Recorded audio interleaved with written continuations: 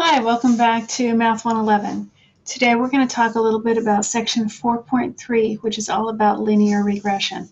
Now, linear regression might not be something you've heard of before, but it's a very powerful tool that allows us to take data that may or may not lie on a straight line and kind of find the line that best represents this set of data. We're going to walk through this with one example of some random numbers that I've just kind of pulled out of thin air, and I will show you how to find the line that best fits this data. And we'll also talk a little bit about what linear regression means. Now, your textbook's got some pretty decent examples of linear regression, and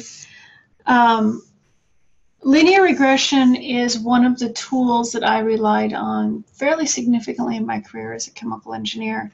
And there are other industries and occupations that, whether you know it or not, rely on linear regression. For example, in the medical field, when they calculate dosing on a milligrams per kilogram or a dose per weight basis, a lot of times that is a linear regression relationship that has come out of clinical studies. So although you might not be doing linear regression in your everyday life, it's good to know a little bit about where these curve fits come from. And I say curve fits because not every data set is represented by a straight line. A straight line or linear regression is the simplest of examples of curve fits. So let's just take a look at what I'm actually talking about. I'm going to go ahead and share my screen with you. And what I've got up here is a Desmos window with some random data points that I've just thrown up on the screen. They don't mean anything. They're not from anything. I just literally pulled them out of thin air. What I want you to notice is if we look at the basic shape that these points kind of make, they kind of sort of like maybe they're almost a straight line. And in fact, if I draw a line through these data points, you can kind of see that I can draw a line that sort of looks like it approximates the shape of those points. Now, one of the things that this textbook doesn't talk very much about are the rigorous tests that we can use to actually figure out what the best line is. And what it comes down to, and this is how I used to have to do it by hand, but I'm going to explain this to you because I think it's important to understand. You'll notice that none of these points actually lie on this line. They typically won't with linear regression. Typically, what we call your line of best fit, and I just eyeballed this one, will not pass through very many of your points. But what happens, so what we're doing is if we look, I'm going to switch colors here. We'll go with blue. If we look right here, there's a distance between that point and that line, and there's a distance here also between the point and the line. Sorry, I did something I didn't want to do there, and I'm not, oh, I see what I did. Okay, all right, I lost my annotate. Okay, here we go. So what I'm talking about is between the point and the line, there's some distance. And each one of these points is some distance off of the line. That's called the error. In other words, it's the difference between what our line approximates will represent our data and what our data actually says. What we're doing when we're finding this line of best fit is we're actually minimizing that total error. I'm not going to talk about how we do that because you aren't going to have to do it by hand. Lucky you. You get to use your calculator. So what I do, but I wanted you to understand what it is that is going on when we find these lines of best fit. So now I want you to take out your calculators. And what we're going to do is we're going to follow the steps that are outlined on page 302 of your textbook. Well, they start on page 303. But take out your calculators and do this along with me. So let me get out of where I'm in. Actually, I'm going to erase some of the stuff I've put on here. There we go. Okay. And now we're going to go over here to my calculator. And the first thing I want to do is I want to tell you how to get to the point where you can enter these coordinates into your calculator. So what we're going to do after we turn it on is we are going to go into our Stat menu, and that's this button right over here. I'm kind of liking this annotate, the Stat button. Okay, this will let us get into some statistical tools. And what we're really doing is a statistical activity. So we're going to push that Stat button, and you should see this screen that says Edit Calc and Tests. The first thing we have to do is we have to put our data in. So what we're going to do is we're going to edit some lists. And we're going to you can either hit 1 or you can put your cursor on edit and hit enter. So 1. Now, this brings up some empty lists. If your lists are not empty, you will need to empty them. And you can empty them by typing over the data or by going up to, so just arrow up to here and then push clear, and that will empty the list. All right, so what I'm going to do is I'm going to put my X values in list 1 and my Y values in list 2. Now, I'm going to cheat a little bit and go over here and just open up my list of data points. It's just easier. You could read them off the graph. But so my first point is -3, -8. So I'm just putting my X values in list 1. It might be easier to have these in table form. But regardless, the X coordinates go in one list.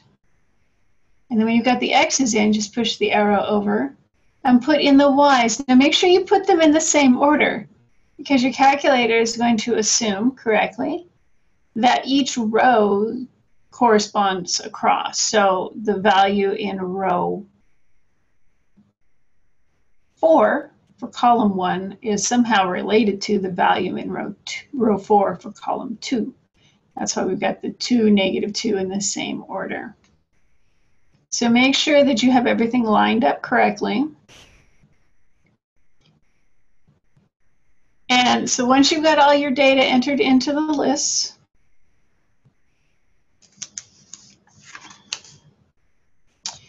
we can now go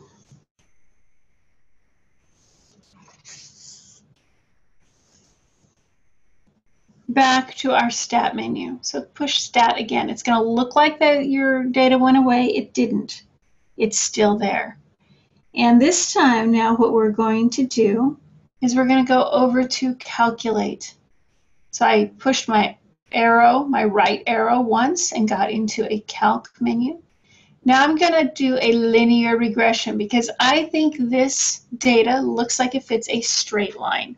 Your calculators can do other shapes. They can do quad regressions, which you may think incorrectly would fit a quadratic or a parabola to my data. This data does not fit a parabola, so I'm not going to do that. You can also do a cubic and other things, but all we're going to care about right now is a linear. So I'm going to choose option number 4.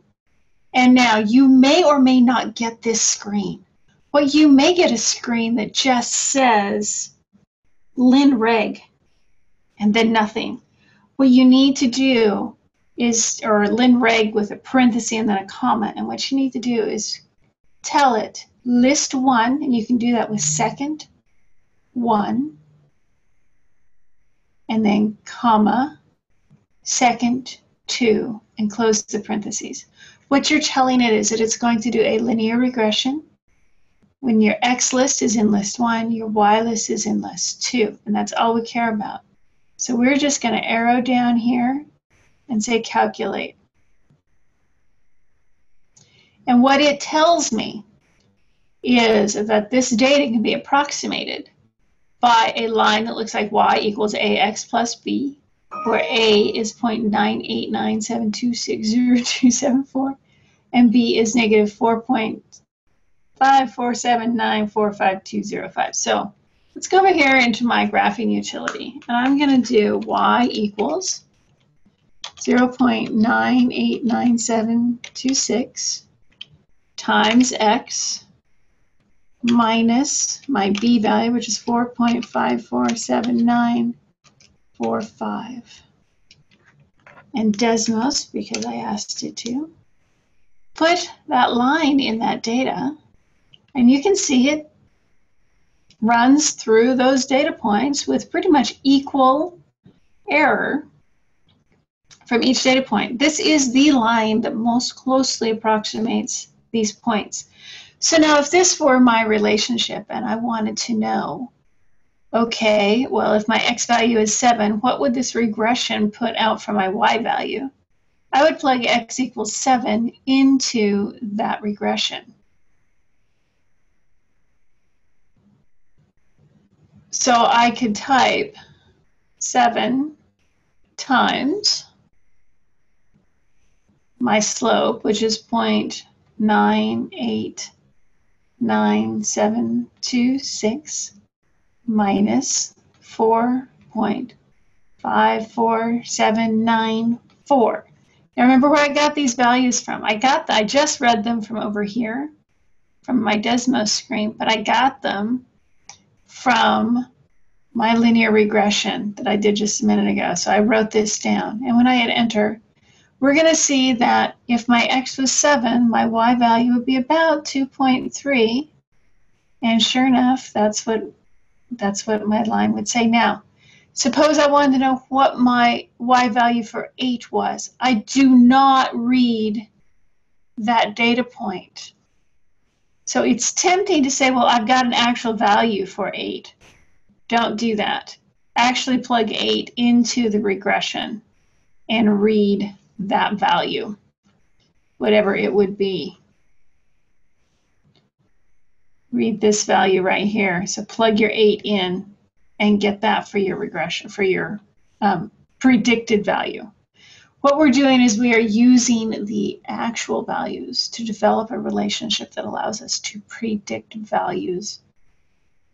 And so once we've developed that relationship, we want to utilize it. Now, suppose you might want to graph this stuff, and we can do that. What we have to do is we have to go into our stat plot menu. So click your second key and then your Y equals, and that will bring up stat plots. Now you'll notice they're all off. What we have to do is want to turn one of them on. And what that will do, so just click enter on plot 1, and then we're going to click enter again to turn it on. And now, if I graph, you'll see that my data is here. Your data might not be there. It kind of depends on your settings. So one thing you need to know how to do is if you go into zoom, and if you arrow down, one of the options you will find is option 9, which is zoom stat. If you click that, it will adjust your window settings so that the points you have entered in your list will show on your screen. Now, suppose we want to put our line on there. If you want to put your line on there, go to Y equals, and in the first line, just type the regression that you were given. So the slope was 0.989726. Multiply that by X and subtract 4.54795. And now if we graph, we'll see our calculator has got both the data points and the lines on it. the line of best fit. Now this is valuable because you can now use your calculator. And we haven't done this yet before, so what I just did was I pushed second graph, and this brings up a table of values. So before we were talking about what would be the predicted value for x equals 7. You can see your calculator tells you right here it's 2.3801. The predicted value for 8 would be 3.36999. Not the 3 that my measured data gave me, but it's pretty close. All right, I hope that helped untangle the mystery of linear regression. If you're struggling with this section, please be sure and get a hold of me. I will see you all soon.